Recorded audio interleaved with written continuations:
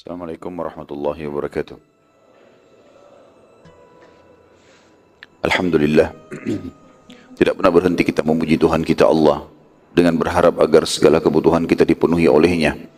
Karena memang Dia dengan kemahakuasaannya dan kemahasempurnaannya telah menggantungkan segala kebutuhan kita untuk roda kehidupan di muka bumi ini dengan memuji namanya Alhamdulillah. Selanjutnya kita panjatkan salam hormat kita kepada manusia yang telah mengorbankan mayoritas dari waktu hidupnya untuk agama ini.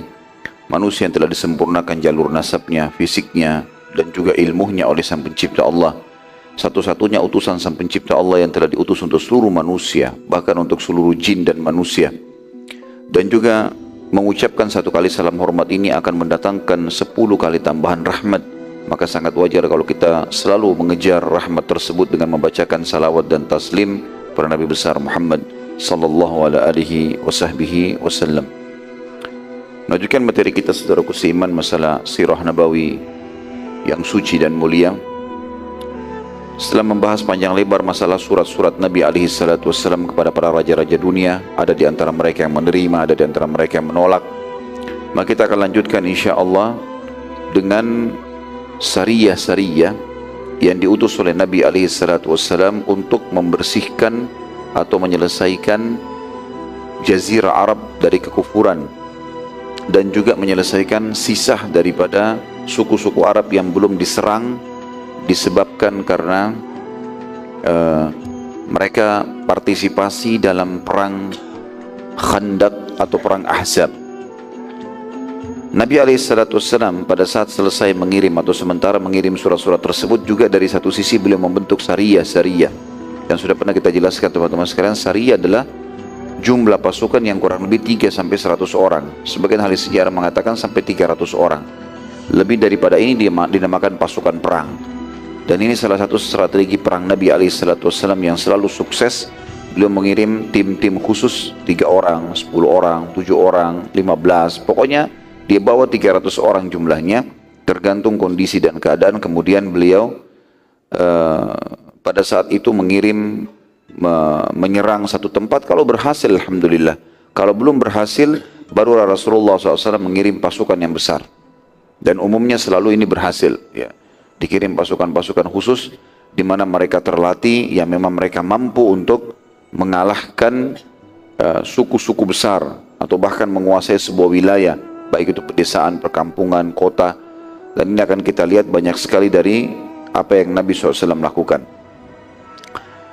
Pada tahun 8 Hijriah itu, masuk tahun 9 Hijriah, Nabi SAW terus gencar menghukum suku-suku Arab yang partisipasi dalam perang Ahzab, agar mereka tidak terfikir lagi untuk menyerang Madinah. Dan yang masyhur adalah yang pertama sariyah Hawazim, suku Hawazim. Pada bulan Rabiul Awal pada tahun 8 Hijriah, Nabi SAW mengirim Syuja' bin Wahab ke suku Hawazim dan berhasil menang serta mendapatkan banyak sekali harta rampasan perang. Padahal jumlah mereka tidak lebih dari 30 orang. Juga ada sariyah Mulawih yang kedua. Sariyah Mulawih ini Nabi SAW mengutus Ghalib bin Abdullah ke wilayah Kudait, dan tepatnya ke suku Mulawih yang dipimpin oleh Harith bin Malik. Jumlah pada saat itu kurang lebih 15-16 orang saja dari sahabat yang terpilih. Tetapi dengan izin Allah yang Maha Kuat, Ghalib bin Abdullah berhasil mengalahkan suku Mulawih yang terdiri dari ribuan orang.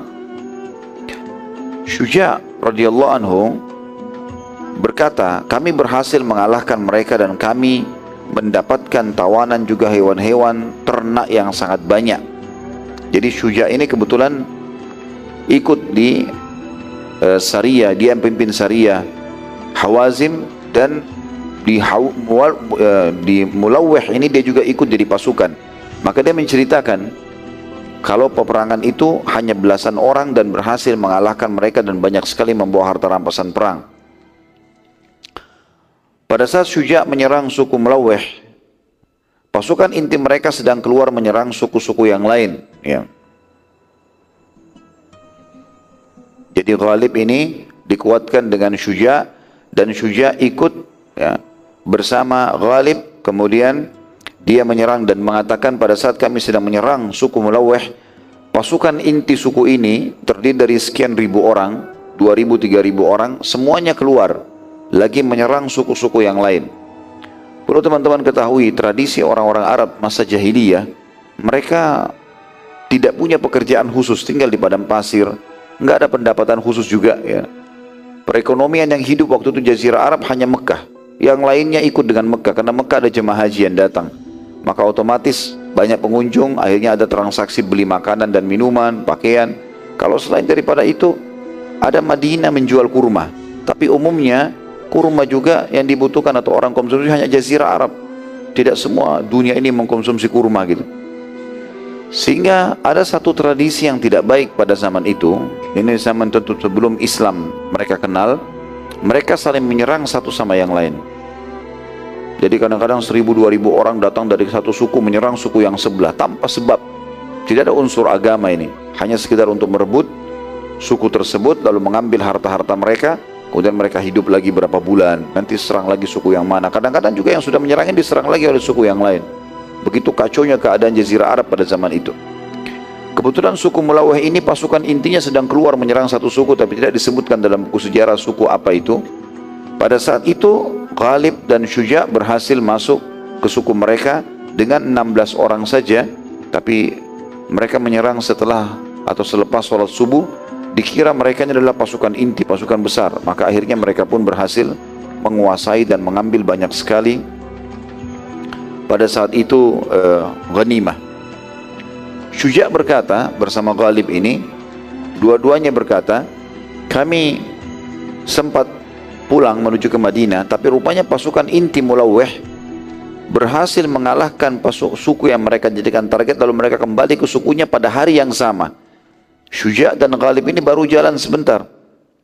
Maka yang terjadi adalah pasukan inti Mulawih mengejar, dan kata Syuja' sampai mereka berhasil menjangkau kami dengan jarak pandangan mata. Jadi saking cepatnya mereka mengejar sampai sudah bisa menjangkau, dan kalau bisa dijangkau dengan pandangan mata, berarti sudah juga terjangkau dengan lemparan tombak dan juga anak panah. Kata beliau, demi Allah pada saat itu langit sangat terang dan terik matahari sangat panas. Tapi tiba-tiba waktu mereka sudah mendekat kepada kami, turunlah hujan, dan di sisi mereka, bukan di sisi kami. Ini padang pasir yang luas. Turun hujan lebat, sehingga saking lebatnya, kata Ghalib dan Syuja', kami melihat mereka. Kami lagi panas, terik panas gitu.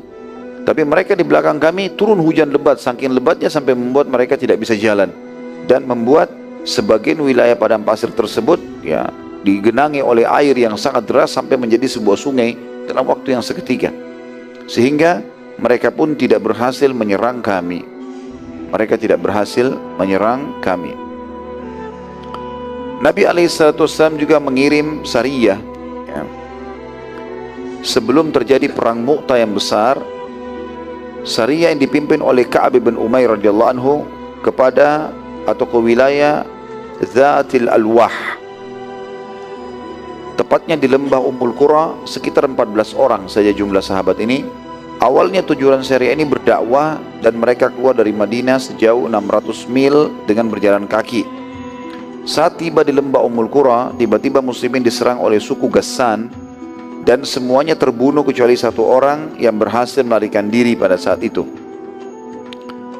dan melaporkan kejadian tersebut kepada Nabi SAW. Dan inilah juga pemicu nanti Nabi SAW menyerang suku Ghassan. Kalau masih ingat teman-teman sekalian, saya sempat jelaskan juga, Nabi SAW sempat mengirim surat ke Harith Al-Ghassani, dan dia menolak.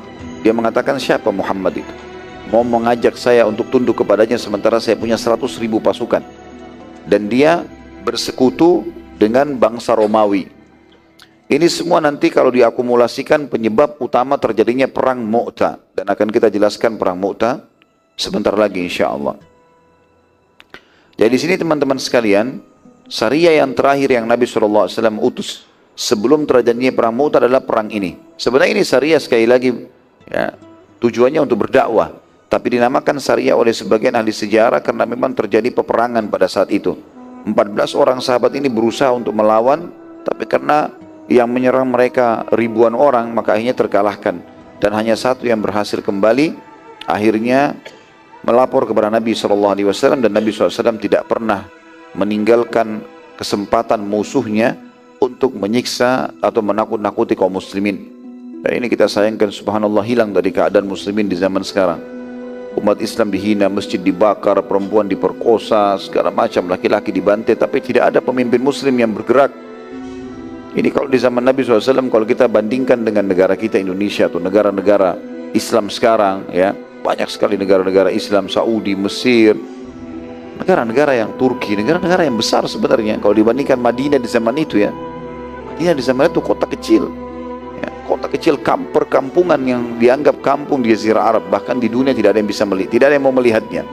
Ya, sudah saya ceritakan bagaimana Barwiz pun dan Bazan, orang Persia, menganggap remeh Madinah, sampai-sampai mengirim 2 orang saja panglima perangnya, tidak perlu mengutus pasukan gitu, atau mengutus pasukan ke sana. Tapi subhanallah, Nabi SAW buktikan kepada kita semua dan kepada mata dunia, kalau Islam ini agama Allah, tidak mengenal jumlah orang yang memperjuangkannya dan berjihad. Tapi kapan agama ini dibutuhkan, maka akan mengekspansi atau menyerang wilayah-wilayah dan mempertahankan kebenaran agama, dan Allah menangkan gara-gara itu. Dan ini terus saja menjadi sebuah sunnah Nabi SAW sampai beliau meninggal. Abu Bakar juga melakukan, mengutus pasukan untuk menyerang negeri Syam, tapi beliau meninggal radhiyallahu anhu sebelum terjadi itu. Zaman Umar bin Khattab, setengah dunia dikuasai, ya, sampai Persia, sampai Romawi, mayoritas wilayah yang dikuasai oleh kaum muslimin. Zaman Uthman bin Affan juga sudah dibuat kapal-kapal perang. Zaman Ali bin Abi Thalib menyelesaikan masalah fitnah internal. Dan di zaman Umayyah, zaman Abbasiyah, zaman Uthmaniyah, semuanya ini adalah zaman jihad, di mana kaum muslimin tidak pernah berhenti berjihad sepanjang tahun.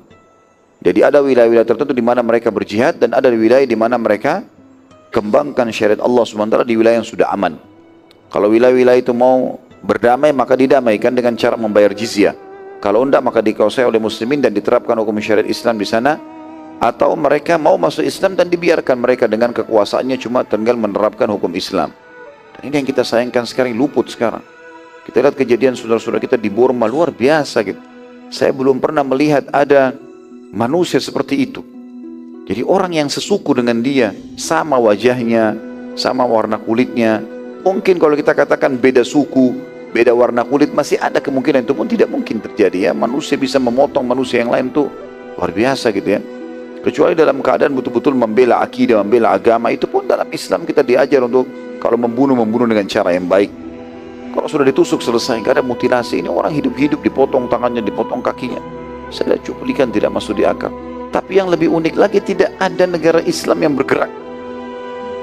Paling jauh memberikan bantuan makanan dan minuman. Negara kafir pun bisa lakukan itu. Tidak ada pemerintahan Islam. Padahal kata Nabi SAW apa? Tidak akan mungkin terkalahkan umatku yang terdiri dari 12.000 pasukan. Kalau kita sudah punya 12.000 orang, dan itu orang-orang beriman, cukup. Dunia ini dikuasai oleh kaum muslimin. Gak akan ada yang menghina muslimin gitu kan. Kita alhamdulillah Indonesia punya lebih daripada itu pasukan. Malaysia, Turki, Saudi, banyak gitu. Tapi Allahu a'lam, ya. Kenapa? Apa hikmahnya mereka tidak bergerak dari satu sisi itu, ya? Apa mungkin ada pertimbangan tertentu? Mudah-mudahan Allah Subhanahu wa taala menerima pertimbangan mereka, ya. Tapi ini jelas-jelas depan mata pertanggungjawaban yang berat di hadapan Allah Subhanahu wa taala. Tidak boleh membiarkan masjid saja satu dibakar, enggak boleh. Quran satu lembar saya dibakar, enggak boleh. Bagaimana dengan seluruh Quran? Dengan penghuni orang yang sedang sholat, dengan masjidnya, dengan perempuannya diperkosa. Bukan cuma itu. Saya sampai berpikir kemungkinan besar pemimpin-pemimpin mereka di Myanmar ini mungkin mempelajari sebuah ilmu hitam yang mungkin ilmu hitam itu dianggap dengan cara seperti itu karena syaitan biasa lakukan itu. Orang-orang yang mau belajar ilmu kebal, orang mau belajar ilmu-ilmu yang berhubungan dengan syaitan biasa begitu. Dia harus jadikan tumbal manusia. Karena sampai pada tingkat setelah mereka membantai, mereka memakan dagingnya. Saya lihat cuplikannya ini, na'udzubillah minasyaitonir rajim. Luar biasa gitu. Ada manusia seperti ini, ya. Yang jelas teman-teman sekalian, kita berharap satu waktu muslimin kembali dengan kejayaannya, dan jumlah kita subhanallah tidak sedikit. Jumlah kita tidak sedikit. pasukan militer negara-negara Islam banyak, gitu kan. Apalagi kalau dikuatkan dengan masyarakat, saya yakin umat Islam semuanya, jangankan militernya, masyarakat umum kalau dipanggil mereka pasti siap untuk membela agama Allah Subhanahu wa Ta'ala.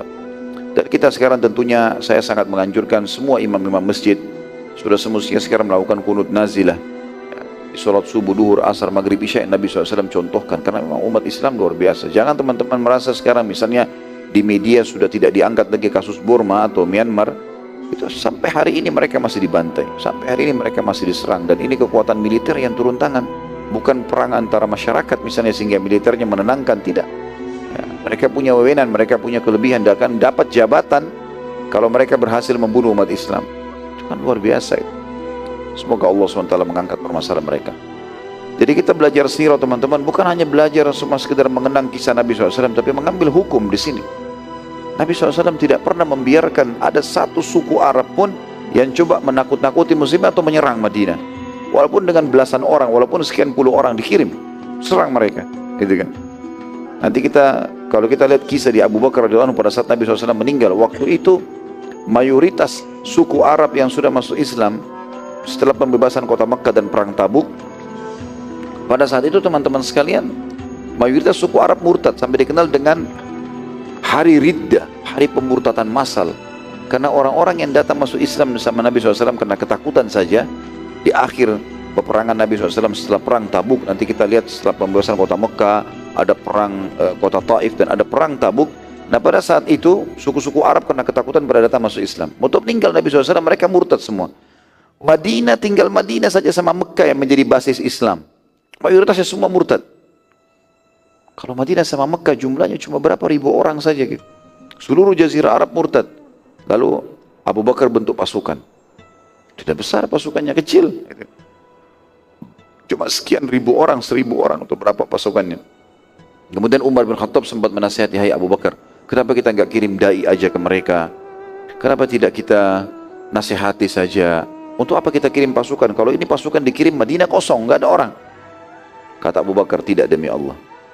Saya tidak akan pernah, ya, karena di situ bergabung antara orang yang murtad, orang yang mengaku nabi palsu, orang yang juga menolak membayar zakat. Kata Abu Bakar, saya akan memerangi siapapun yang memisahkan antara zakat sama sholat, gitu ya. Dan juga saya akan memerangi siapapun yang pernah menyerahkan satu ekor domba pun kepada Nabi SAW zakat lalu dia berhentikan sekarang. Kata para ulama, maksud Abu Bakar kalau orang muslim yang menolak zakat tetap harus diperangi, bagaimana dengan orang yang murtad, bagaimana dengan orang yang mengaku nabi palsu, dan semua betul Abu Bakar perangi. Waktu keluar pasukan tersebut, Umar tinggal di Madinah, nggak ikut, menjadi wakilnya Abu Bakar, penasihatnya Abu Bakar, saling berdiskusi gitu. Umar mengatakan, subhanallah, setelah terjadi peperangan besar-besaran dan muslimin menang, waktu itu musuh sudah punya tamak yang sangat besar untuk menyerang Madinah, karena mereka tahu mayoritas suku Arab murtad di Jazirah Arab. Mereka sudah punya keinginan besar untuk menyerang Madinah. Dan dengan hikmah Allah, Allah gerakkan hati Abu Bakar mengeluarkan pasukan dari Madinah. Semua pasukan inti di Madinah tinggal pasukan-pasukan sahabat-sahabat mulia, Abu Bakar, Umar, Uthman, dan beberapa sahabat. Yang lainnya semua sudah keluar mujahidinnya. Tinggal perempuan sama orang tua sama anak-anak. Jadi Madinah kalau diserang luar biasa, habis pada saat itu. Tapi kuasa Allah, dikirim semua pasukan inti keluar, serang semuanya, satu persatu kalahkan. Dengan izin Allah kalian akan menang. Waktu itu tersebar berita di Jazirah Arab, muslimin mengeluarkan pasukan ribuan orang. Berarti Madinah lebih banyak lagi pasukannya.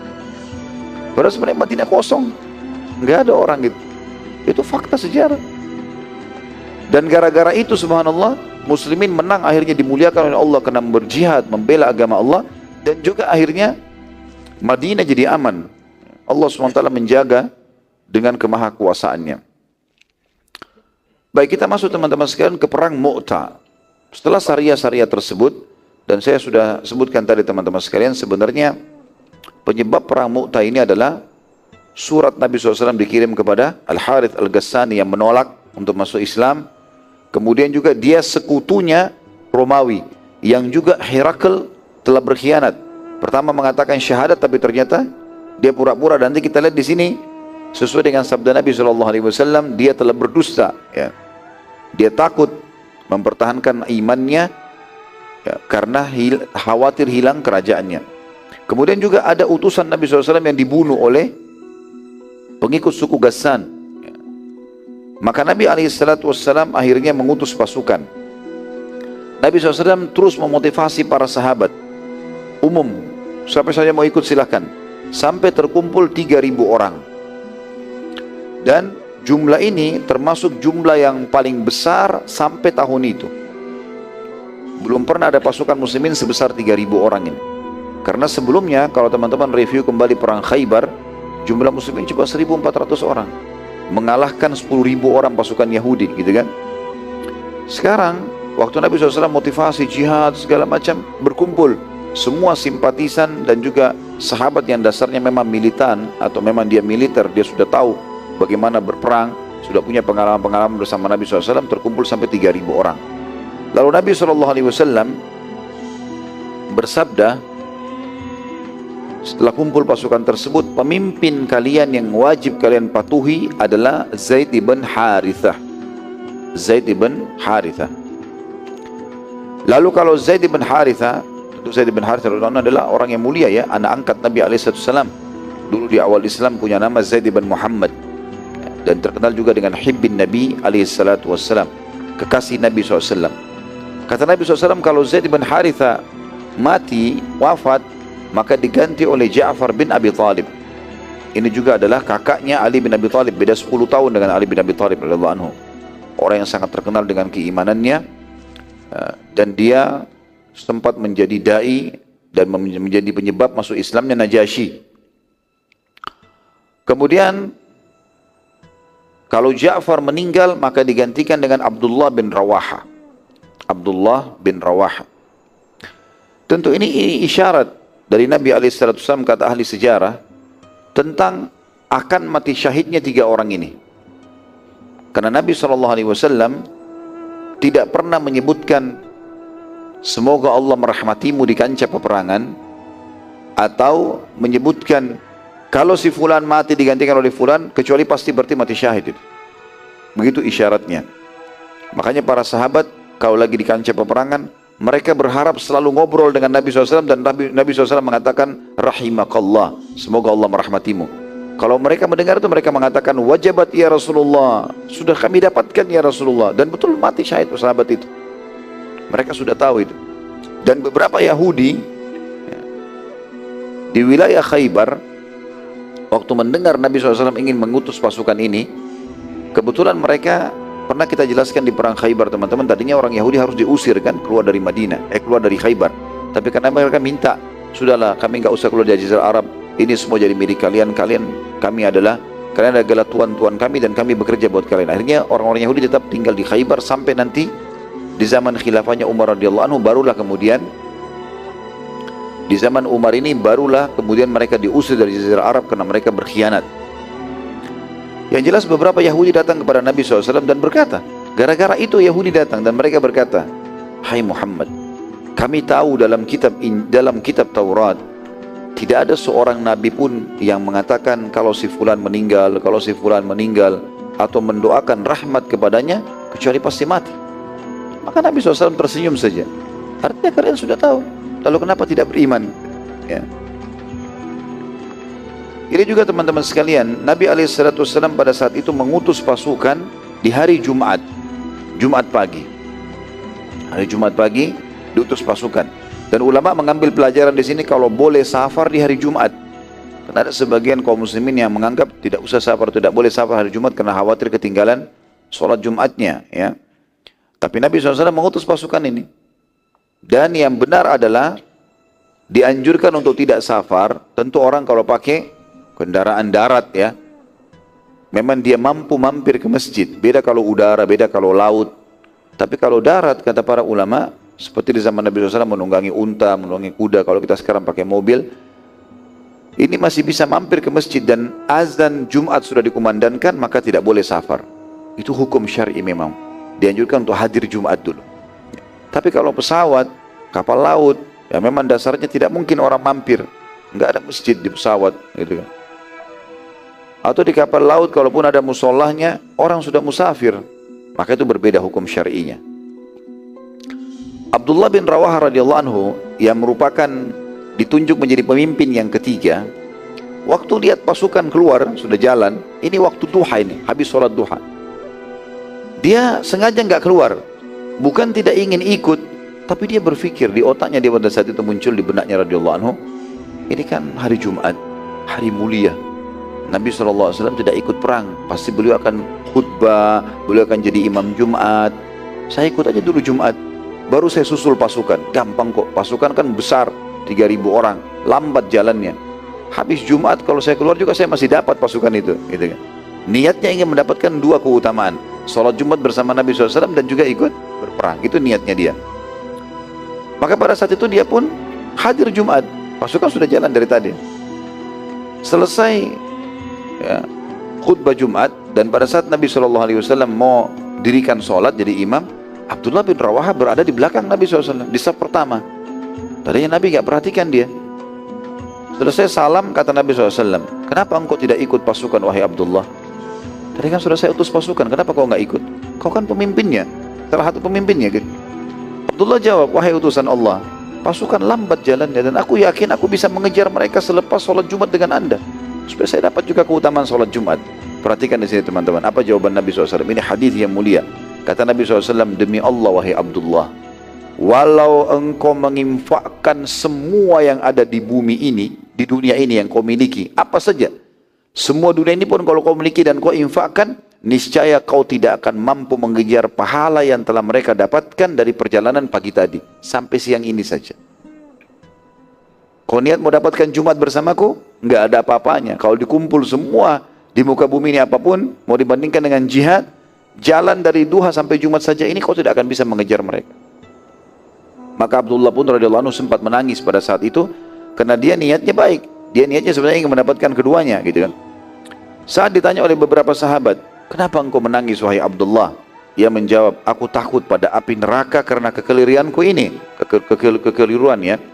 Sungguh aku tadinya ingin mengejar pahala Jumat bersama Nabi SAW di masjid Nabi SAW, sholat bersama Nabi keutamaan, di masjid Nabi 1000 pahalanya, gitu kan. Dan Jumat lagi, ternyata pahala yang besar justru di pasukan yang telah aku abaikan. Maka Abdullah bin Rawaha pun berdoa mengatakan, ya Allah, karuniakanlah aku mati syahid di jalanmu. Sekarang dia mau kejar pasukan, dia berdoa juga minta supaya mati syahid. Dan ini teman-teman sekalian pelajaran yang harus kita ambil di sini. Hukum syar'i, perintah agama sudah jelas, maka jangan ragu dalam menjalankan. Beberapa orang jelas sudah dalam safar tapi masih ragu untuk jamak qasar misalnya. Masalah sederhana. Ada banyak orang saya temukan begitu. Kasus misalnya sudah di bandara, udah jelas-jelas mau berangkat safar, masih sholat itmam. Betul memang pilihan ya, tapi keutamaan ada di situ teman-teman sekalian. Memang Rasulullah SAW suruh kita jamak qasar kalau safar. Beda kalau antum sudah tiba di lokasi. Tiba di lokasi pilihan. Tapi dalam perjalanan jamak qasar. Misal saya pernah kasih contoh, orang mau berangkat dari Jakarta ke Surabaya, 1 jam saja penerbangan. Baik, kita mau take off jam 12:30 atau jam 1 siang. Anggaplah duhur baru masuk. Banyak orang di bandara saya temukan begitu, sering kali. Saya lagi masuk di musolahnya, sholat duhur, saya pikir mereka lagi jamak qasar. Ternyata saya pikir 2 rakaat mau salam, ternyata lanjut sampai 4 rakaat. Dan semuanya sama sholatnya begitu. Dan ini mereka akan satu pesawat dengan saya nih. Kemudian salam, maka saya jamak dan mereka keluar bubar. Kemungkinan pertimbangannya adalah akan tiba di Surabaya juga jam 2. Paling 2:30 keluar asar jam 3, masih ada waktu untuk ikut sholat asar. Betul memang. Tetapi perintah agama, rukhsahnya di situ. Nabi SAW mengatakan, sadaqatu minallah, faqbalu sadaqatullah, tentang masalah jamak qasar sholat dalam musafir. Itu sedekah dari Allah, terimalah sebagai sedekah dari Allah. Gitu kan? Dan Nabi SAW ya, bukan sering kali, memang selalu kalau dalam perjalanan safar menjamak qasar. Beda kalau sudah tiba di lokasi. Ya, kita sudah tiba di lokasi, kita masih musafir, cuma 3 hari, cuma 6 hari, kita masih bisa musafir, gitu kan? Masih jarak safar, masih safar. Di sini punya pilihan, boleh kita ikut itmam sama orang-orang mukim, atau memang kita sholat tetap qasar, tapi dipisah waktunya, duhur tetap 2 rakaat, nanti asar juga tetap 2 rakaat, sebab masih ada jenggang waktu. Atau dia mau jamak qasar, duhur sama asar, gak ada masalah, pilihannya banyak. Tapi kalau dalam perjalanan beda, gitu kan? Sudah beda. Nah, banyak orang meninggalkan yang afdal ini kepada mufaddal. Ini kan afdal. lebih besar pahalanya. Jangan karena terbawa, oh nanti saya kehilangan sholat qobliyah. Ya akhi dan ukhti, ada hadis Nabi SAW yang sahih berbunyi, siapapun yang terbiasa mengerjakan sebuah ibadah di waktu dia senggang, bukan musafir, lagi sehat, maka akan dicatatkan pahalanya oleh Allah pada saat dia sedang sulit atau sedang safar atau sakit. Kita biasa puasa Senin Kamis, kemudian kita safar, kita nggak puasa akhirnya, atau kita lagi sakit, maka karena rutin kita kerjakan pada saat lagi senggang, itu pahalanya tetap jalan. Begitu juga orang musafir, sholat qabliyah, sholat ba'diyah tetap dapat, gitu kan? Walaupun kita jamak qasar. Nah ini banyak orang tidak paham teman-teman sekalian. Artinya ini sebuah hukum saja yang kita bisa hubungkan dengan kejadian tadi. Ya. Jumat wajib, jihad wajib. Jumat siapa yang pungkiri kewajibannya? Siapa yang pungkiri keutamaannya? Bersama Rasulullah SAW di masjid Rasulullah SAW, ini bukan main-main ya, pahalanya. Orang kalau sholat sendiri 1000 pahalanya di Masjid Nabawi. Kalau sholat berjamaah 25 kali lipat, gitu kan? Berarti 25.000 pahala sholat Jumat. Tetap dikalahkan karena perintah sudah ada di situ. Nabi SAW pada saat mengutus pasukan ini, tepatnya di Jumadil Akhir tahun 8 Hijriah, di pasukan ini pertama kali terlibat seseorang tokoh Islam nantinya, tapi baru masuk Islam, mu'allaf ini. Dia masuk Islam di tahun 8 Hijriah itu. Kurang lebih baru 2 bulan, 3 bulan masuk Islam orang ini. Dan dia pertama kali diikutkan oleh Nabi SAW di dalam peperangan. Dia adalah Khalid bin Walid radhiyallahu anhu. Karena dia baru masuk Islam, gitu kan? Baru masuk Islam bersama Uthman bin Talha dan juga bersama Amr bin As yang menuju ke Madinah, ya. Dan dia masuk Islam justru kena motivasi Amr bin As radhiyallahu anhu majma'in. Khalid bin Walid ini subhanallah, Allah subhanahu wa ta'ala menjadikan kemenangan kaum muslimin dan agamanya di tangan Khalid ini radhiyallahu anhu. Punya luar biasa kiprah dan strategi perang yang luar biasa. Padahal tadinya cuma penduduk Mekah, tapi ternyata potensi yang ada pada manusia, teman-teman sekalian, tidak melihat wilayahnya. Jangan lihat orang dari fisiknya, jangan lihat orang dari daerahnya, tapi lihat potensi yang ada. Itu yang terjadi di zaman Nabi SAW. Jadi potensi kalau ada, maka kita anggap itu potensi. Jangan anggap, oh ini pasangan saya, oh ini ya, teman saya, oh ini bawahan saya atau pegawai saya, orang kampung, dianggap tidak mengerti. Enggak, ada potensi yang ada padanya, potensi itu kita besarkan. Nah memang bisa saja itu yang terjadi. Ini yang terjadi nanti di perang Mu'tah, teman-teman sekalian. Khalid bin Walid pertama kali ikut perang bersama Nabi SAW, dan juga nanti kita lihat bagaimana kiprahnya dalam membuat pasukan muslimin menang dalam peperangan. Walaupun jumlahnya 3.000 melawan kurang lebih 200.000 pasukan kafir. 100.000 dari suku Ghassan dan 100.000 dari suku Romawi. Suku Ghassan, teman-teman sekalian, pada saat mendengar pergerakan pasukan muslimin, pimpinan yang bernama Al-Harith bin Abi Shummar Al-Ghassani. Ini sudah kita sebutkan surat kedua Nabi SAW yang kemarin kita jelaskan. Itu dikirim kepada dia dan dia menolak. Maka dia karena tahu muslimin sudah keluar dan dia tidak tahu berapa jumlahnya, dia mengirim surat kepada Herakl. Herakl yang tadinya Raja Kaisar Romawi yang masuk Islam kemudian dia murtad lagi. Di sinilah terbukti tentang pengkhianatannya dan dia tidak betul pada saat dia mengatakan kepada Dihya al-Kalbi, sampaikan kepada Nabi SAW kalau saya sebenarnya tetap dalam Islam, gitu kan? Ini tidak bohong, ini bohong, terbukti pada saat ini. Dan juga nanti kita lihat pada saat perang Tabuk nanti, karena Nabi SAW akan menyerang wilayahnya Herakl ini. Maka pada saat itu pun suratnya Al-Harith kepada Herakl, kita berkoalisi, kita bersekutu dan maka berkoalisilah dalam melawan muslimin. Saya memiliki 100.000 pasukan, maka kirimlah pasukan juga kepadaku sejumlah itu. Maka Herakl pun membalas surat tersebut mengatakan iya. Maka dia pun mengutus 100.000 pasukan untuk memerangi Nabi alaihi salatu atau pasukan Nabi alaihi salatu wassalam. Herakl berkata dalam balasan suratnya, iya aku bersama kalian, dan ia mengirim 100.000 pasukan dan Al-Harith sendiri menyiapkan 100.000 juga. Maka berkumpullah 200.000 pasukan. Di antara mereka 50.000 pasukan berkuda yang akan menghadapi muslimin yang hanya berjumlah 3.000 orang saja. 3.000 melawan 200.000, teman-teman. Ya, gak nyambung sama sekali. 20.000 orang saja, kalau 20.000 itu berarti baru 10% jumlah pasukan. Ini 3.000 lawan 200.000. Luar biasa. Sama dengan jumlah 3 orang melawan ya, sekitar 1.000 orang, 2-3.000 orang.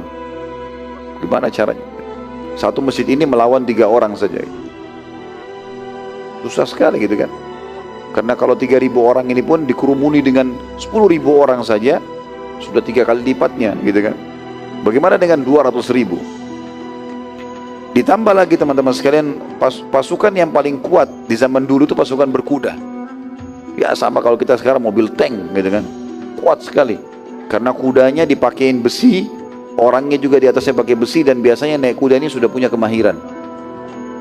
Di antaranya kalau kisah tentang Khalid bin Walid radhiyallahu anhu, sahabat Nabi yang mulia ini, dia termasuk yang bisa berperang ya, dengan 2 pedang, tangan kanan dan tangan kiri, dan dia menyetir kudanya dengan kedua telapak kakinya, dengan 2 kakinya. Dia nggak pegang lagi tali kekangannya, saking mahirnya. Ya, seperti itu radhiyallahu anhu. Dan begitu juga orang-orang banyak ya. Maka 50.000 pasukan kuda ini bukan hal yang ringan. 50.000 orang ini saja kalau melawan 3.000 sudah cukup. Masih ada 150.000 lagi yang lain yang tidak berkuda, tapi mereka menggunakan senjata-senjata yang besar, kuat, pakaian besi dan seterusnya.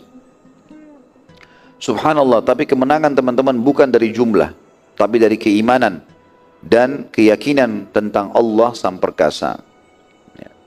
Makanya Umar bin Khattab al-Anu selalu mewasiatkan, pada zaman Umar itu jihad besar-besaran, tidak pernah berhenti pasukan jihad. Datang pasukan sudah menang, dikirim lagi sama Umar, datang lagi, dikirim lagi, nggak boleh dan tinggal di Madinah, nggak pernah berhenti. Di zaman Umar bin Khattab bisa sampai ratusan pasukan-pasukan yang diutus. Tiba berapa orang, berkumpul 15 orang, kami mau perang, dikirim lagi. 100 orang, kirim lagi, tidak pernah berhenti. Terus saja. Maka teman-teman sekalian, Umar bin Khattab mewasiatkan kepada pasukannya semuanya, ingat, tidak pernah dan tidak akan pernah, kata Umar, kalian mengalahkan jumlah musuh kalian dan senjata mereka. Ini Umar sudah berikan wasiat kepada kita. Artinya mungkin ini adalah peringatan syar'i. Kalau pasukan musuh pasti lebih banyak jumlahnya, pasti lebih banyak senjatanya. Dan perbedaan antara kalian dengan mereka karena kalian beriman kepada Allah. Karena itulah kalian menang. Mereka kufur, mereka bermaksiat. Kalau kalian bermaksiat kepada Allah, 1 orang saja dari prajurit di pasukan ini bermaksiat kepada Allah, sudah cukup posisi kalian sama dengan mereka. Artinya berdosa dan berdosa, gitu kan? Maka tentu saja mereka akan mengalahkan kalian karena mereka punya senjata dan mereka punya jumlah lebih besar. Tapi kalau kalian bertakwa, senjata dan jumlah mereka tidak ada fungsinya. Itu kekuatan muslimin di situ. Al-Harith pada saat itu sempat mengutus adiknya bernama Sadus untuk memata-matai muslimin. Sadus ini jalan dengan beberapa orang temani dia, memantau, melihat mana pasukan muslimin, mau tahu jumlahnya segala macam. Zaid ibn Haritha, pemimpin muslimin, sempat melihat Sadus lalu menangkapnya dan membunuh Sadus. Serta semua yang bernama Sadus juga terbunuh. Tapi tidak disebutkan berapa jumlahnya, agar mereka tidak berhasil membawa informasi jumlah muslimin kepada pasukan musuh. Kejadian ini makin menambah semangat suku Ghassan dan Romawi untuk memerangi muslimin. Karena kenapa mata-matanya dibunuh? Apalagi ini adik kandungnya Al-Harith, Sadus yang terbunuh ini. Zaid bin Harith radhiyallahu anhu tiba di wilayah Mu'ta. Dan Mu'ta ini teman-teman sekalian wilayah yang berada di Jordania sekarang. Lembah Mu'ta dikenal. Gitu kan? Melihat kejadian atau melihat pada saat itu dilihat di Mu'ta, beliau pun melihat ya ternyata Mu'ta ini tempat lembah dan ada ujung lembah tempat yang paling bagus untuk berkumpulnya muslimin. Maka dikumpullah 3.000 pasukan tadi di tempat yang terbuka pada saat itu. Maksudnya terlihat sama musuh, tapi ada beberapa pohon yang rindang yang bisa mengelabui jumlah muslimin sehingga tidak diketahui. Kalau kelihatan di depan misalnya ditaruh 3.000 pasukan, musuh bisa mengira di belakang pohon-pohon ini mungkin ada pasukan juga yang tersembunyi. Dan semuanya tujuannya tentu karena Zaid radhiyallahu anhu juga mengutus mata-mata yang berhasil naik ke gunung-gunung yang tinggi, bukit-bukit tinggi di sekitar lembah itu, dan melihat dari jauh jumlah pasukan. Dan zaman dulu mereka punya keterampilan teman-teman sekalian menilai jumlah pasukan, karena bentuk pasukan di zaman dulu satu atau tidak banyak. Misalnya kalau mereka bentuk kotak ditaruh 3 di depan, berarti jumlahnya satu kotak ini 500. Itu sudah umum dan itu kayak standar, semua orang lakukan itu. Kalau dia membentuk besar sekali, tidak ada bagian-bagiannya, maka itu jumlahnya 10 ribuan. Jadi dari situ mereka bisa menilai. Maka pasukan muslimin sudah bisa menilai jumlah pasukan musuh kurang lebih 200.000 orang pada saat itu. Kalau kita telusuri Mu'tah ini, lebih tepat lagi dia adalah perkampungan kecil terletak di sebuah lembah yang bernama Ma'an. Muslimin memasuki perkampungan Mu'tah, maka Zaid berkumpul dan bermusyawarah dengan tokoh-tokoh sahabat dari Muhajirin dan Ansar. Apa yang harus dilakukan? Strategi apa yang harus dilakukan atau diterapkan? 3.000 pasukan melawan 200.000. Musyawarah berjalan selama 2 hari dan terkerucut pada saat itu kepada 2 poin. Yang pertama, muslimin mulai menyerang, tidak usah tunggu. Begitu pasukan musuh sudah datang, takbir, serang saja. Karena target kita keluar memang mau mati syahid. 3.000 orang tapi semuanya mau mati. Beda dengan 200.000 yang memang takut mati. Gitu. Yang kedua, mereka mengirim utusan ke Nabi SAW dan menunggu jawaban dari beliau SAW. Dan ini juga salah satu hukum syar'i. Kalau seseorang bingung, pasukan perang, ya, atau sebuah gubernur sebuah wilayah, mereka bingung, mereka menanya jalan keluar kepada pemimpin yang dianggap memimpin pada saat itu Nabi SAW. Kita tahu juga di zaman Abu Bakar, di zaman Umar terutama banyak sekali contoh di sini. Amr bin As radhiyallahu anhu sering kali menghadapi masalah di Mesir, maka beliau mengirim surat ke Madinah, walaupun lama, tunggu jawaban dari Umar radhiyallahu anhu, dan Umar memberikan jawaban yang bijak. Pada saat itu setelah mengerucut kepada 2 poin ini, apakah kita mulai menyerang atau kita mengirim surat ke Nabi SAW? Subhanallah, waktu sedang mengerucut lalu kata Zaid, mana yang kita pilih? Serang saja, sudah nggak usah lagi kirim surat ke Madinah. Biarkan apa yang Nabi bilang, serang ya serang. Dari awal di Madinah kan Nabi sudah bilang, dikirim kita untuk berperang. Atau kita pilih yang kedua, kita nyurat dulu, kita sembunyi dulu, tunggu sampai surat Nabi datang balik. Subhanallah, pada saat itu dari 2.999 sahabat, ya, jadi kurang lebih tinggal Zaid bin Harithah sendiri radhiyallahu anhu yang memimpin, mengatakan, bagaimana pendapat kalian? Sekarang saya minta pilih salah satunya. Gak bisa lagi kita menjalankan dua-duanya, menyerang sambil mengirim surat itu nggak mungkin. Maka semuanya sepakat, tidak satupun, mereka semuanya sepakat untuk menyerang. Ya, dan mereka semua berseru mengatakan, wahai Zaid, kami tidak keluar di sini jauh-jauh dari Madinah kecuali ingin merindukan surga. Maka tidak usah kirim surat lagi ke Madinah. Kalau berubah lagi instruksi Nabi kan jadi masalah buat kita nih. Ya. Sudah perang ya perang, selesai. Nggak ada yang mau pulang nih. Memang sudah berharap mati. Dan mereka sangat memahami sabda Nabi SAW, semua orang yang mati tidak berharap kembali ke dunia, kecuali orang yang mati syahid. Bukan berharap ketemu istrinya lagi, ketemu anaknya, kembali ke kendaraannya, bukan. Berharap ikut perang lagi, terbunuh lagi. Begitu terus, karena besarnya pahala yang mereka dapatkan. Itu yang mereka rindukan dan tertanam betul-betul dalam hati para sahabat ridwanullahi alaihim masalah ini. Abdullah bin Rawah radhiyallahu anhu berdiri dan berkhutbah di hadapan para sahabat waktu itu dengan perkataan yang masyhur dan mengatakan, wahai muslimin, untuk apa kalian masuk Islam? Bukankah untuk masuk surga? Ini surga sekarang di hadapan kalian. Tinggal tunggu musuh tusuk, mati, selesai. Masuk surga. Kalau kita sekarang tunggu peluru kena satu, mati, selesai. 70 keluarga jamin masuk surga, kita mau surga tanpa hisab, semuanya abadi sudah. Mendapatkan kematian dengan kemuliaan gitu kan. Dan ini sekaligus juga jawaban bagi orang-orang yang jiwanya pengecut, tidak mau membela agama Allah SWT. Maka di sini teman-teman sekalian, beliau berkata juga, bukankah setiap orang dari kalian keluar dari Madinah karena berharap mati syahid? Ini sekarang peluangnya depan mata. Lalu untuk apa kalian untuk apa kalian ragu dan menunda penyerangan? Tentu di sini teman-teman sekalian, saya sudah bilang tadi, semuanya sudah setuju sebenarnya, tapi termasuk sunnah Nabi SAW, walaupun pasukan sudah keluar untuk berperang, tetap butuh motivasi. Semua di kancah jihad dari zaman Nabi SAW sampai Khulafaur Rasyidin, sampai Umayyah, Abbasiyah, Uthmaniyah, semuanya teman-teman pasti tetap ada motivatornya. Ada orang-orang yang memberikan motivasi. Di perang melawan Persia di zaman Umar bin Khattab dan dipimpin oleh Sa'ad bin Abi Waqqas, Sa'ad bin Waqqas memimpin 30.000 pasukan melawan 240.000 pasukan pada saat itu dan menang. Salah satu strategi Sa'ad waktu itu, saat lagi sakit, kena penyakit kulit yang di punggungnya penuh, dia nggak bisa, kena bisul-bisul yang tidak bisa dia berdiri. Jadi dia harus tengkurap. Maka dia minta dinaikkan di atas bukit yang tinggi. Kemudian dia melihat peperangan, kancah peperangan dari atas. Waktu dia lihat pasukan musuh besar, dia tahu pasukan muslim ini memang mau tunggu jihad, memang mau mati syahid, tapi dia tetap motivasi. Dia bentuk pasukan-pasukan dipecah jadi pasukan-pasukan kecil. Kemudian di setiap pasukan itu harus ada orang yang suaranya indah dalam membaca Al-Quran dan khusus memilih ayat-ayat tentang jihad dan keutamaannya.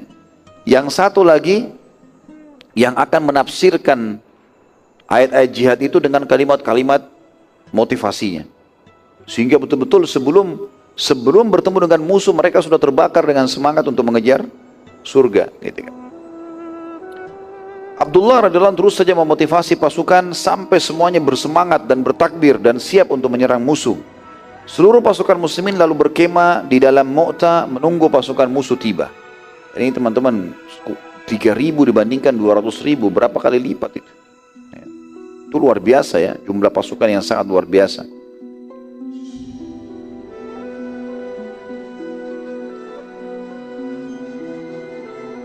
Ini kurang lebih kalau kita hitung sekitar 80 kali lipat ya, kurang lebih lah ya.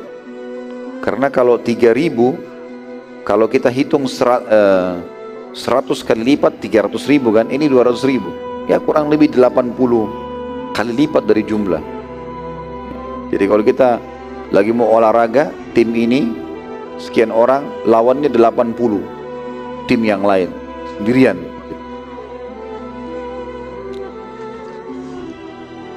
Zaid radhiyallahu anhu mengatur strategi teman-teman sekalian. Zaid membagi pasukannya menjadi 5 bagian. Bagian depan, bagian tengah, bagian belakang. Jadi berurutan 3, kemudian kanan dan kiri. Saat pasukan sudah saling berhadapan, tepatnya selepas sholat subuh, masih gelap. Tiba-tiba Zaid memerintahkan muslimin untuk menyerang. Dan ini memang salah satu sunnah Nabi SAW, kita sholat subuh dulu baru menyerang. Pasukan musuh sama sekali tidak menyangka pada saat itu serangan tersebut, karena mereka selama ini kalau mau berperang, mereka nunggu matahari terbit baru mereka saling berperang. Itu pun masih negosiasi. Ini nggak ada lagi negosiasi, nih. Sudah terbakar semua semangatnya nih. Ya. Sudah mengejar surga. Ya. Pasukan musuh karena tidak sangka sama sekali pada saat itu terjadi penyerangan, dan muslimin menyerang mereka dengan sangat semangat dari pagi sampai maghrib. Tidak berhenti. Dan berhasil membunuh ratusan suku Ghassan dan bangsa Romawi. Mungkin teman-teman tanya, bagaimana cara sholatnya? Sholat di atas kuda. Ya. Kalau tiba waktu sholat, mereka sholat masing-masing semampunya dengan isyarat mata, karena sudah lagi di kancah peperangan. Kalau pasukan belum saling menyerang, beda. Ada sholatul khauf, ada pimpinan sholat, sebagian pasukan sholat, sebagian tidak, ada caranya. Tapi kalau lagi berkecamuk perang, gak ada waktu. Dan tidak mungkin mereka berhenti. Kalau mereka berhenti malah jadi masalah. Ya. Ini luar biasa teman-teman. Saya waktu baca riwayat ini, saya membayangkan mulai dari habis subuh sampai maghrib, tidak berhenti perang. Kita lari saja setengah jam sudah ngos-ngosan. Ya. Ini perang menghadapi musuh dari subuh sampai maghrib, saking semangatnya mau mati syahid gitu. Ya. Terus saja mereka menyerang dan berhasil membunuh ratusan pasukan musuh. Pasukan musuh waktu itu benar-benar kewalahan dan bingung dengan keberanian muslimin. Walaupun jumlah mereka lebih kecil, tapi penuh dengan semangat dan keberanian. Semuanya berharap mati. Besok pagi, istirahat sebentar di malam, malam gelap, gak ada bisa saling menyerang. Mereka berhenti, sudah maghrib, muslimin sholat jamak maghrib isya, mereka istirahat. Itu pun mayoritas pasukan tidak tidur. Mereka istirahat sebentar, lalu terdengar suara bacaan Al-Quran mereka, karena mereka membaca Al-Quran seperti ya disebutkan dalam riwayat seperti suara lebah ya, di pasukan musuh. Mereka mendengar seperti suara-suara lebah yang banyak ya, kan lebah itu kalau ada ribut sekali ya. Mereka dengar itu dan mereka sibuk dengan sholat malam, semangat mau tunggu kapan matahari terbit perang lagi. Jadi nggak tidur ya. Besok pagi serangan yang sama terus dilakukan dari pagi sampai maghrib, non-stop. Jadi 200.000 ini tidak bisa bergerak, karena begitu habis subuh takbir serang lagi. Mereka baru capek kemarin habis hadapin serangan pertama. Dan terus saja umat Islam melakukan itu 5 hari berturut-turut. 5 hari berturut-turut. Sampai muslimin berhasil memenangkan peperangan dan korban musuh ya, itu mencapai ribuan jumlahnya. Saking banyaknya korban musuh, sampai-sampai mereka bangsa Romawi dan suku Ghassan cuma sibuk pada malam hari mengangkat-angkat jenazah mereka, kemudian dilomparin ke dalam lubang-lubang yang mereka sudah siapkan. Mereka sudah tidak sempat ngurus jenazahnya, supaya kancah peperangan bersih dari jenazah-jenazah yang akan menghalangi peperangan. Pada hari ke-6, bangsa Romawi melihat, jadi waktu itu dekat sekali dengan benteng mereka. Dari benteng mereka yang jauh, mereka utus orang-orang yang memang punya penglihatan yang tajam. Mereka lihat, mereka pelajari selama 6 hari apa yang membuat pasukan ini jadi kocar-kacir, dan juga apa yang membuat pasukan muslimin bisa menang, gitu kan. Bangsa Romawi akhirnya melihat ternyata muslimin menyerang di subuh hari, pada saat memang mereka lagi lalai. Awal kelihatan mulai masih buram, masih belum terlalu kelihatan jelas habis sholat subuh. Tapi bukan malam lagi, maka mereka bilang ini mungkin kekuatannya. Subhanallah, mereka pakai strateginya umat Islam. Mereka tunggu waktu itu ya, dan mereka tahu umat Islam lagi sholat subuh, maka mereka menyerang duluan di waktu subuh itu, di hari ke-6. Dan kebetulan dengan hikmah Allah SWT, muslimin pas selesai salam sholat subuh, terdengar serangan mereka, gitu kan. Cuma karena orang Romawi tidak biasa menyerang di malam, di waktu gelap begini, maka penglihatan mereka tidak terlalu jelas. Beda dengan orang yang biasa ya. Kalau kita terbiasa dengan lampu seperti ini teman-teman sekalian, satu waktu kita pergi ke satu tempat yang tidak ada lampu jadi gelap. Saya pernah subhanallah sama beberapa teman-teman itu masih di Madinah, di waktu hari libur Jumat, ya, waktu itu hari Rabu, Kamis, Jumat, kami coba pergi ke padang pasir. Masuk ke padang pasir, pasang kemah di tengah padang pasir, nggak ada kehidupan, untuk melatih keberanian, berani nggak itu. Dulu saya sama beberapa teman-teman gitu pasang kemah. Itu malam hari teman-teman, kita kalau lagi tidur ada suara serigala dekatnya kemah. Banyak lembah, padang pasir. Tapi kita coba tinggal di situ. Tapi alhamdulillah kita sholat berjamaah di situ, kita baca kitab Riyadhus Shalihin gitu. Tapi untuk melatih itu, kita pergi naik ke gunung-gunung, cari mata-mata air yang di situ yang tidak ada orang gitu. Padang pasir luas sekali. Berapa hari karena tidak lihat cahaya lampu, nggak ada lampu, gelap. Masuk di kota Madinah, kayak aneh rasanya, kayak asing. Melihat lampu lagi kembali. Tadinya hari pertama kita rasa gelap, hari kedua, begitu hari ketiga sudah mulai lebih terang kita melihat, walaupun malam hari kelihatan tuh padang pasirnya. Ternyata seperti itulah, mata kita biasa beradaptasi ya. Karena mereka tidak sempat seperti itu, tidak terbiasa bangsa Romawi, maka mereka agak kewalahan awalnya menyerang, dan muslimin berhasil menghadang mereka. Pada saat itu subhanallah, habis sholat subuh di Madinah, Nabi SAW menyuruh memanggil as-salatul jami'ah. Biasa panggilan ini digunakan untuk memanggil muslimin secara umum, maka kumpul semua orang.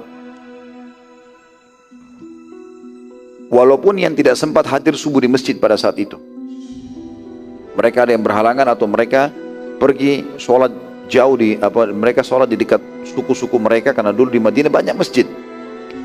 Seperti ada masjid Qiblatain ya, ada masjid suku-suku itu punya masjid sendiri. Nanti mereka kalau sempat mereka ke masjid Nabawi, kalau tidak sempat mereka sholat di masjid mereka. Karena mendengar as-salatul jami'ah, dan dulu caranya adalah ada orang yang berteriak, misalnya Bilal berteriak as-salatul jami'ah, nanti ada yang menyambung suara Bilal di jarak waktu tempat tertentu yang kira-kira sudah tidak terjangkau lagi suara Bilal. Terus begitu sampai terdengar ke seluruh Madinah. Berkumpullah pada saat itu orang-orang, dan Nabi SAW mengatakan, aku akan menceritakan kepada kalian. Rasa sahabat tanya, wahai utusan Allah, ada apa? Kata Nabi SAW, aku akan menceritakan pada kalian peperangan yang sedang terjadi di Mu'tah. Dan hari ini adalah hari ke-6 mereka berperang. Sebelumnya Nabi SAW belum menceritakan. Hari ini hari ke-6, dan hari inilah peperangan yang sebenarnya. Maka Nabi SAW menceritakan kejadian tersebut sebagai mukjizat dari Allah SWT yang maha mulia. Jadi seperti Nabi SAW sedang melihatnya. Dan Nabi SAW melihat kancah peperangan tersebut, dan beliau menceritakan bagaimana keadaannya, bagaimana situasinya, si fulan takbir, si fulan menyerang, musuh ada pasukan begini, jumlah mereka begini, diceritakan oleh Nabi SAW. Nabi SAW mengatakan, sungguh aku sekarang melihat Zaid sedang memegang bendera dan masuk menyerang di tengah-tengah musuh, dan dia dikerumuni oleh musuh sementara muslimin sedang berusaha melindunginya. Sampai akhirnya beberapa anak panah dari jarak jauh mengenai tubuh Zaid dan jatuhlah Zaid mati syahid. Radhiyallahu anhu itu di hari ke-6. Gitu kan? Dan ini tentu teman-teman sekalian terjadi setelah orang-orang Romawi mempelajari kekuatan muslimin. Selain mereka menyerang pagi, juga diketahui kalau pemimpin muslim ada ini. Karena pemimpin waktu itu harus pegang bendera. Semua pemimpin perang muslimin memegang bendera. Dan mereka harus punya keterampilan, pegang bendera di tangan kanan, tangan kiri, tangan satunya harus pegang pedang. Mereka tidak punya perisai, gitu kan? Kalau pasukan umumnya muslimin pegang perisai satu, pegang pedang satu, atau pegang tombak, pegang perisai untuk melindungi dirinya. Pemimpin perang tidak seperti itu, terbuka sekali. Maka karena bendera dilihat berdiri dan diketahui inilah kekuatan umat Islam di situ, maka mereka berusaha melemparkan anak-anak panah mereka. Dan sebagian athar menyebutkan di tubuh Zaid ya tidak tersisa tempat kecuali kena anak panah. Artinya satu kali dilempar anak panah itu bisa mungkin ratusan anak panah. Dan akhirnya tidak ada kesempatan Zaid radhiyallahu untuk membela diri dan akhirnya beliau mati syahid. Tentu ini kemuliaan ya. Dan jangan terpengaruh teman-teman sekalian dengan keadaan fisik orang yang mati syahid. Tidak usah terpengaruh. Hamzah radhiyallahu anhu fisiknya rusak, disobek-sobek, diberdarah-darah, dipotong hidungnya, dibelah jantungnya. Tapi apakah itu berarti su'ul khatimah? Tidak, sama sekali. Karena fisik tidak berpengaruh. Fisik biar rusak, biar terbakar, biar hancur, nggak ada hubungannya. Karena yang dihadapi oleh orang yang sedang mati hanya sakaratil maut, gitu kan? Dan kata Nabi SAW, semua orang merasakan sakaratil maut kecuali syahid yang hanya merasakan seperti gigitan semut saja. Mereka sederhana sekali. Dari fisiknya tidak ada hubungannya. Karena banyak orang mungkin khawatir masalah jihad karena takut nanti kalau badannya kena api, kena tusukan, tidak ada lagi hubungannya itu. Bahkan banyak di antara sahabat pada saat mereka pulang dari jihad, karena memang niatnya ikhlas, mereka merasa bahwasanya sabetan-sabetan pedang, handapan tombak, anak panah ini adalah kenikmatan bagi mereka. Bahkan Khalid bin Walid mengatakan radhiyallahu anhu sebelum meninggal, tidak ada sedikit celah pun di tubuh saya kecuali ada sabetan pedang, ya, tancapan tombak ataupun anak panah. Tapi akhirnya saya mati seperti matinya wanita, ya, mati di atas ranjang. Beliau berharap mati syahid radhiyallahu anhu. Kemudian kata Nabi SAW, setelah jatuh Zaid, bendera hampir jatuh, karena yang ditugaskan yang kedua adalah Ja'far bin Abi Thalib, maka Ja'far pun datang, kata Nabi SAW, memegang bendera, dan kemudian memicu dan memacu kudanya, ya, untuk masuk ke tengah-tengah pasukan musuh, dan terus saja dia menembus musuh-musuh dan menjatuhkan korban-korbannya, sampai ada banyak musuh mengurumuni Zaid, mengurumuni Ja'far, karena mereka tahu ini bendera, ini kekuatan umat Islam. Sampai akhirnya Ja'far tidak bisa maju lagi karena banyaknya pasukan musuh mengurumuni di situ. Walaupun mereka ada yang jadi korban, maka korban itu pun yang sudah jatuh ditahan oleh pasukan musuh supaya tetap berdiri sehingga menjadi tameng, gitu kan, mendekati Ja'far. Sampai Ja'far tidak bisa lagi bergerak dan tidak bisa lagi maju, walau selangkah sudah nggak bisa lagi karena penuhnya orang-orang di sekitarnya.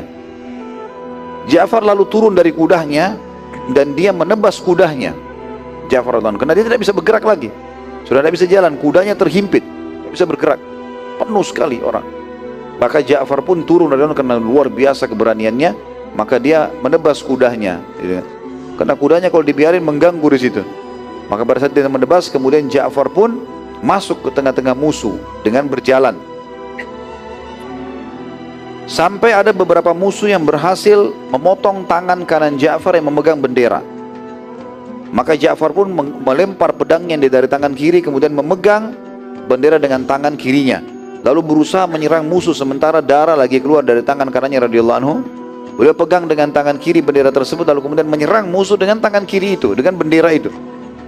Bagaimana luar biasa kekuatannya. Bendera itu tidak bisa kalau cuma tombak-tombak biasa atau kayu-kayu biasa, harus yang kuat. Dan benderanya harus besar supaya pasukan semua lihat. Mungkin kalau poster tubuh kita sekarang, mungkin apalagi orang yang tidak biasa olahraga harus pegang dua tangan. Ini dia bisa pegang satu tangan radhiyallahu anhu dalam kondisi tangan kanannya terputus dan bisa menyerang dengan bendera itu. Sementara tangan kanannya terus mengeluarkan darah, lalu datang beberapa musuh yang memotong tangan kiri Ja'far, ya. Dan Ja'far pun tetap berusaha agar bendera tidak jatuh dengan menahan bendera tersebut dengan sisa tangannya. Kanan kiri sudah terputus, ditahan dengan sisa tangannya radhiyallahu anhu. Jadi sangat luar biasa karena dia tahu ini kekuatan umat Islam di sini. Sampai akhirnya musuh-musuh pada datang mengeroyok Ja'far dan menusuk dadahnya radhiyallahu anhu. Dalam riwayatnya dikatakan tubuh Ja'far dikeroyoki oleh musuh, ditebas-tebasnya dengan pedang, sampai tubuh Ja'far terbelah menjadi dua. Abu Rafi' radhiyallahu anhu meriwayatkan kisah ini dalam sebuah riwayat sahih riwayat Bukhari, berkata, saat kami mengumpulkan para korban muslimin, kami menemukan sisi tubuh Ja'far yang terbelah. Terdapat padanya sekian puluh luka. Memang terbelah dua, itu pun kiri-kiri kanannya penuh dengan luka-luka. Nabi SAW bersabda, sungguh Ja'far mati syahid, dan Allah telah menggantikan kedua tangan Ja'far yang terputus dengan dua sayap dari permata, yang ia gunakan berterbangan kemanapun yang ia mau di surga sampai hari kiamat. Dalam banyak riwayat Bukhari Muslim dikatakan, Ja'far radhiyallahu anhu digantikan oleh Allah. Kata Nabi SAW, Ja'far digantikan oleh Allah dengan dua sayap yang lebar, gitu kan, dan berkilau, serta Ja'far terbang bersama dengan para malaikat di sekitar surga. Jadi kemuliaan yang luar biasa gitu, diberikan oleh Allah Subhanahu wa taala. Dalam riwayat lain dikatakan, sungguh Ja'far sedang terbang dengan sayapnya mengelilingi surga, dan aku melihat Hamzah sedang bersandar di dipan-dipannya. Jadi memang ini fakta-fakta riwayat teman-teman yang harus kita sadari. Kalau orang mati syahid itu jangan terpengaruh dengan kondisi fisiknya, tapi bagaimana yang dia dapatkan setelah itu. Karena orang kalau mati nanti teman-teman seperti orang baru bangun tidur. Dia buka mata, oh ternyata ini loh histori hidup saya dari sini sampai sini. Sudah tidak lagi rasa sakit, tidak lagi rasa itu semuanya. Ya, sudah menuju kepada kehidupan yang abadi.